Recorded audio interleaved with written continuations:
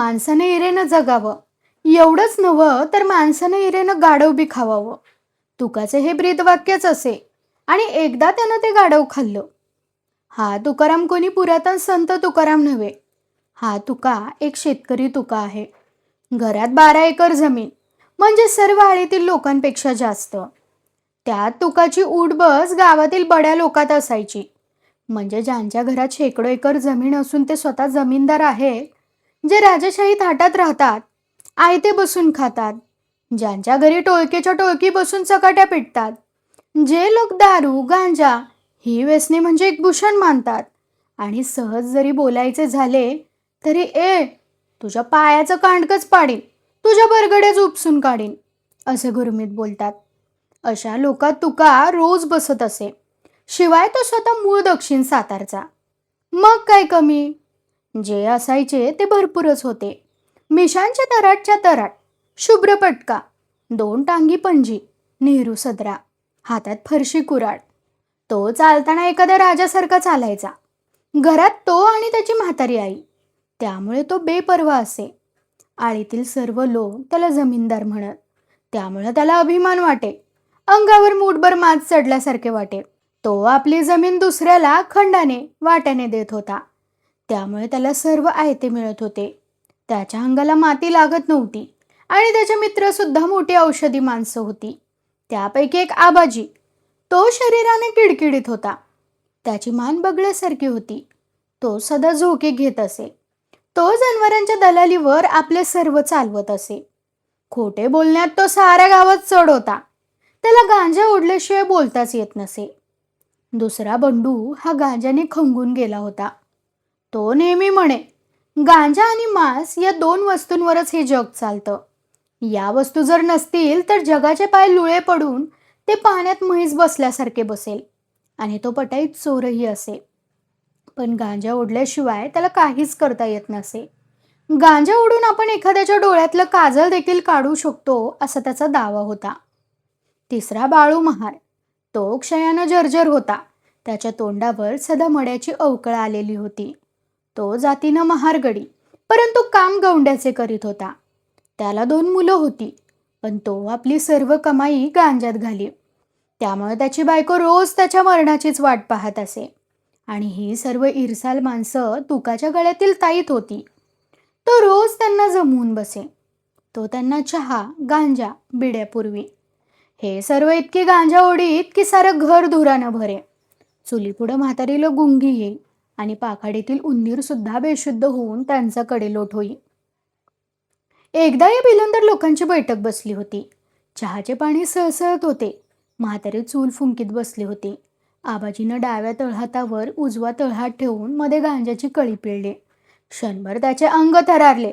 त्याने एक दीर्घ थाप टाकली, चिलीम भरली आणि ती त्या चौघात फिरू लागली. खरं सांगू का तुकाराम, तुम्ही आता लगीन करा, आबाजीनं सुरुवात केली. हो हो, खरंच करा, झक्कास पैकी, बंडूने टेकू दिला. म्हातारीनं कान टवकारले. ती मागं फिरली. खरंच आबाजी, टाका एवढं करून. घ्या पदरात आता. कुटवर दळून मळून भाकरी करून घालू मी. बघा एखादी कसली बसली पोरगी आणि टाका करून. घ्या एवढं पुण्य बांधून. म्हातारी वैतागून म्हणाली, कसली बसली का? तुम्ही आणाल एखादं भूत, पण ते मला परवडणार नाही हो, सांगून ठेवतो. बायको करीन तर शिकलेली, तुका बितरून म्हणाला. मग तुमचं म्हणणं काय? बाळूने धुराचं लोट सोडीत विचारलं. माझं म्हणणं सांगू? बायको पाहिजे शिकलेली, माझ्या घराण्याला शोभली पाहिजे, मला हुंडा बी मिळाली पाहिजे आणि ती बायको नांदली बी पाहिजे. हो, नाहीतर हळकुंडाच्या गळ्यात शेळकुंड बांधाल आणि मापटं ठोकावं लागल, तुका म्हणाला. म्हणजे आम्ही करू ते वाईट करू असं तुम्हाला वाटतं का? आबाजीने आपली गिदाडासारखी मान पुढे करून विचारलं. आम्ही गांजा ओढतून भरत असतो असं समजू नका. काय हो बाळूबा, बंडूने डिवचून म्हटले. हो हो, आम्हाला जर लढाईत भरती केलं तरी बी आम्ही तोपखाना चालवू, बंदुकीचं नेम करू, लढू, एखादा गड सर करू, बाळू ठसका देत म्हणाला. आणि तुमचं लगीन आम्हाला करता येणार नाही म्हणता?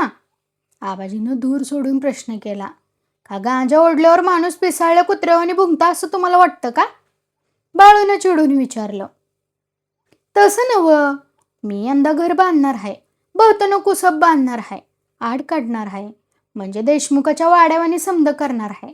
तवा चांगली पोरगी बघा म्हणजे झालं. हर्षभरीत होऊन तुका म्हणाला. म्हातारी ऐकत बसली होती. बाहेर सर्व काही अंधारात गडप होत होते. सर्व घरात दिवे मिनमिनत होते. मधून मधून कुत्री भुंकत होती. तुकाच्या घरी लग्नाचा बेत चालला होता. मग आबाजी, कवा जाता नवरी बघाया? म्हातारी म्हणाली. तिला लग्नाची घाई झाली होती. आमचं काय, आम्ही सकाळी निघतो, पण तुमचा बेत सांगा. पैसा पाण्याचा बंदोबस्त आहे ना व? बाळूनं धूर गिळत विचारलं. पैशाची काळजी करू नका, तुम्ही नवरी बघा. मी पैसा कुरीनं पिरीन, तुकाने गुरमीत सांगितले. मग काय, आम्ही उद्याच निघतो, आबाजी म्हणाला. बायको झाक बघा, शिकलेली. मी जाताना भाड्यानं गाडी घेऊन आयटीत जा, तुका म्हणाला. रात्र बरीच झाली होती. उद्याच नवरी शोधायला जायचे नक्की करून बैठक बरखास्त झाली.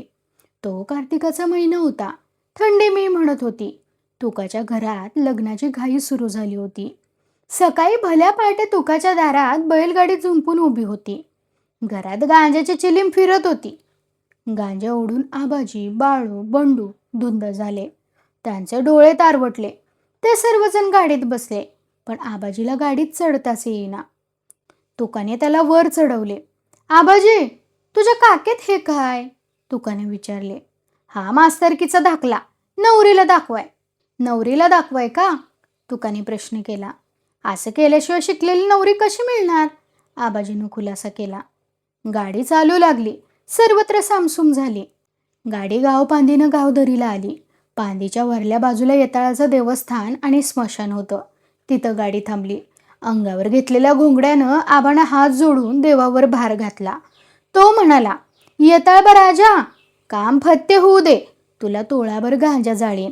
आबानं नवस केल्याने गाडी पुढं निघाली. त्यांनी सर्व कराड तालुका पालथा घातला आणि शेवटी कृष्णा नदीच्या काठी एका गावात नवरी ठरवून मंडळी परतली. तुका दारातच उभा होता. काय, काम फत्ते?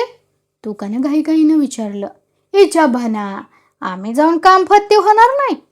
मग आम्ही माणसं आहे का मुंगूस? आबाजीनं मिशीवर ताव देत उत्तर दिले. ते तिघेही मोठ्या दिमागात घरात शिरले. काम फत्ते झालं ना व? मग देव पावला, तुका उद्गारला. आणि तुकाराम, मी आज 12 वर्ष ढोरांचा व्यापार करतोय. मी आज पाव तर हजारो रेडकं बांधरायला ऐकल्यात, आणि एक नवरी पटवता येणार नाही वे? आबाजी जोरात गुरकला. म्हातारीला आनंद झाला. घरात एकच धांदल झाली.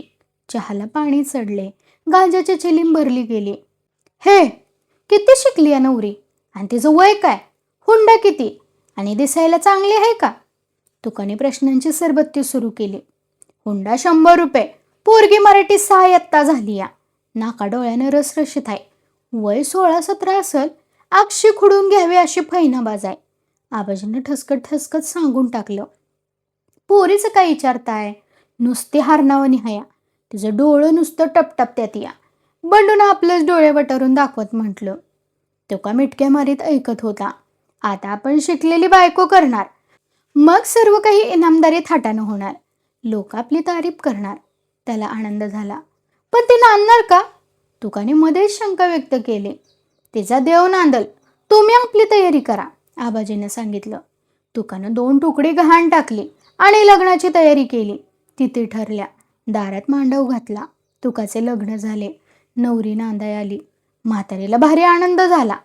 तुकानं ईर्षेने शिकलेली बायको आणली, परंतु त्याचे मन त्याला खाऊ लागले. बायको शिकलेली, आपण अडाणी. जर हे तिला समजले तर वाईट होईल. ती आपल्याला हसेल. आपण नुसता नागरगट्ट्या असून आबाजीनं तर तिला आपण शिकलो आहोत असा दाखला दाखवला आहे. जर तिला समजले तर मग काय होईल? आपला मोठा अपमान होईल. मग ती आपणाला कसपटाप्रमाणे समजेल. तो का विचार करीत होता. तो पाखऱ्यासारखा झुरत होता. तो फार कमी बोलत होता. आपली भाषा, आपले अडाणीपण तिला कळू नये म्हणून सदा स्तब्ध राहत होता. एकदा त्याच्या बायकोनं त्याला एक कार्ड दिले. ते त्याच्या माहेरचे होते. तो गडबडला. त्याला चरका बसला. आपण अडाणी आहोत हे तिला नक्कीच समजले असून मुद्दाम हिनं आपल्याला हे कार्ड दिले आहे असा त्याचा समज झाला. तो मनात सरफडला आणि बाळूची गाठ घेऊन त्यानं त्याला सर्व सांगितले. बाळू, गाड्या बरं झालं नाही, तुका म्हणाला. का?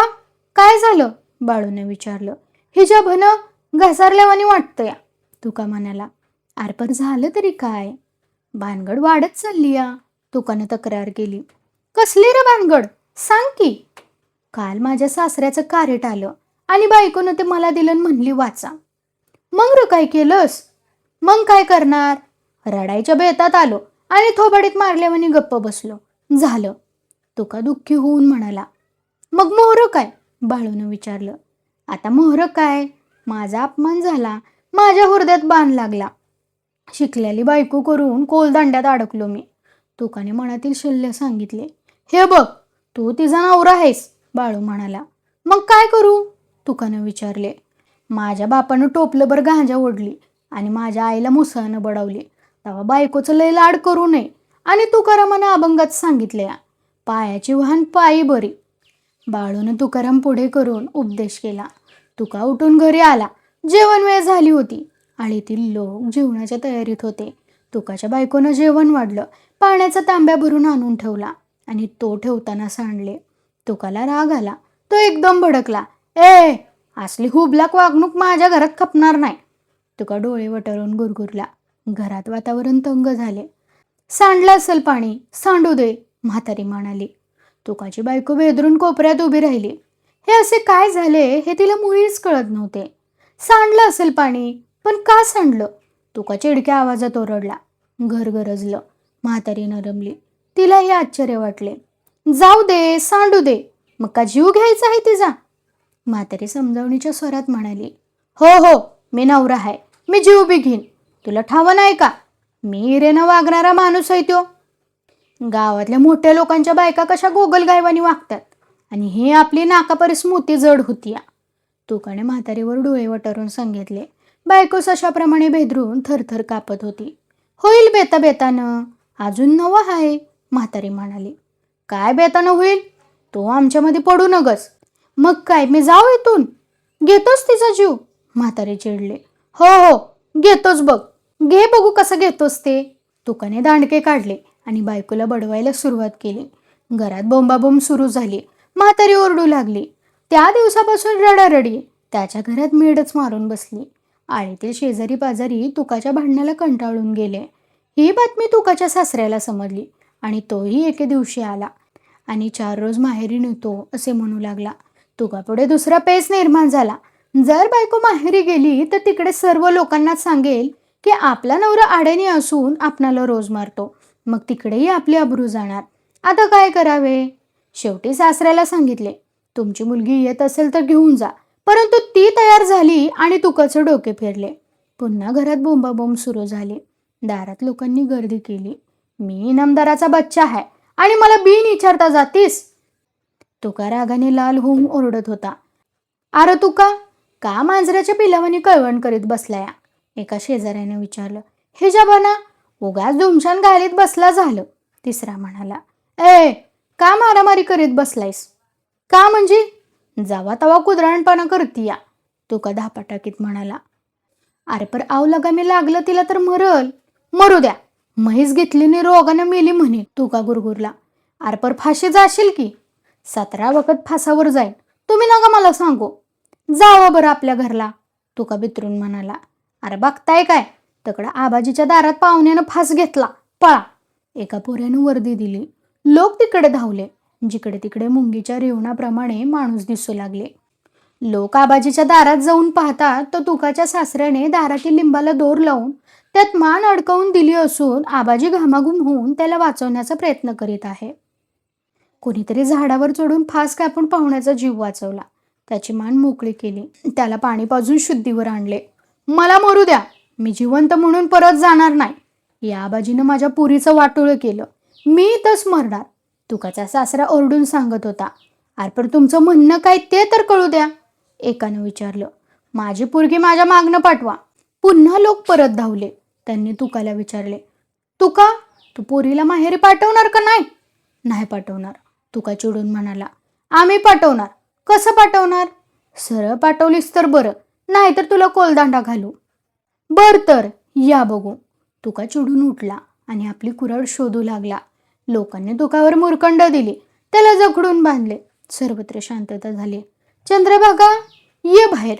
तिच्या वडिलांनी तिला हाक मारली आणि हसत नांदायला आलेली चंद्रभागा रडत एका लुगड्याचा पिळा काकेत घेऊन लंगडत बाहेर आली आणि आपल्या वडिलांपाठी चालू लागली. लोक उभे राहून पाहत होते. ती दूर गेली, पण तिने एकदाही परतून पाहिले नाही. तुकाची बायको गेली आणि थोड्याच दिवसात म्हातारीने राम म्हटला. तुकाने पुन्हा 2 तुकडे घाण टाकली आणि म्हातारीचे दिवस घातले आणि तो बायकोची वाट पाहत बसला. त्याने दिवस मोजले, महिने मोजले, वर्ष मोजली. तिला जाऊन 8 वर्ष पूर्ण झाली. तोपर्यंत तुकाने सर्व जमीन घाण टाकली, घरातील सर्व किडूक विकले. बायको गेली, म्हातारी गेली, त्याचे सर्वस्व संपले. तो रोटी शर्टापासून चटणीपर्यंत सर्व वस्तू मागून आणू लागला. स्वतः दळू लागला, स्वतः भाकरी करू लागला. त्याला कुणीतरी सांगितले की तुझी बायको आता मास्तरीण झाली असून मुलांना शिकवण्याचे ती काम करीत आहे. हे ऐकून त्याची गुरमी लोळी पडली. त्याची ईर्ष्या नष्ट झाली होती. त्याची जमीनदारी नशा उतरली होती. तो दारोदार फिरत होता. मी त्याला नेहमी टाळत होतो. त्याच्याशी बोलण्याची मला भीती वाटत होती, कारण त्याच्याशी बोलणे म्हणजे इरेनं गाढव खाण्याची तयारी करणे होते आणि आता मला ते झेपण्यासारखे नव्हते. पण एकदा त्याची माझी अचानक गाठ पडली. काय तुकाराम, कसं काय, बरं आहे? मी भीत भीत विचारले. नाही बरं, माझं बरं नाही, तो निराश होऊन म्हणाला. का हो, काय झालं? मी हळूच विचारलं. म्या इरेनं गाढव खाल्लं, पण मला पचलं नाही, असे म्हणून तो मोठ्यानं हसू लागला. पोट धरून हसला. मी चकित होऊन पाहू लागलो. बरं, आत्ता कुठं निघालास? ही जुनी खेटरं चांबाराला देतो, त्याने एक पिशवी वर करून दाखवली आणि तो मंद गतीनं पुढं निघाला. कथा कशी वाटली हे कमेंट करून सांगा. कथा आवडल्यास इतरांना शेअर करा. कथेला लाईक करा, कमेंट करा आणि चॅनलला सबस्क्राईब करायला विसरू नका.